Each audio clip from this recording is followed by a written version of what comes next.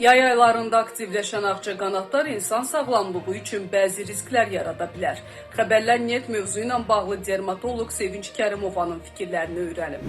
Mütəxəssisin sözlərinə görə ağcaqanad sancması zamanı həşəratın ağız suyundakı maddələr dəridə allergik reaksiyaya səbəb olur.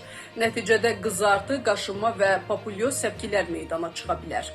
Bəzi insanlarda bu reaksiya daha güclü olur. Dəridə böyük ölçülü şişkinlik, ağrı və uzun müddətli qaşınma müşahidə edilə bilər deyə dermatoloq bildirib. Sevinç Kərimova qeyd edib ki, ağcaqanadlar bəzi infeksiyon xəstəliklərin, xüsusilə tropik bölgələrdə malariyanın yayılmasında rol oynaya bilər.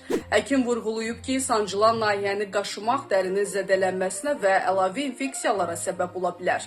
Buna görə də güclü şişkinlik, ağrı və keçməyən qaşınma olduqda mütəxəssisə müraciət etmək lazımdır.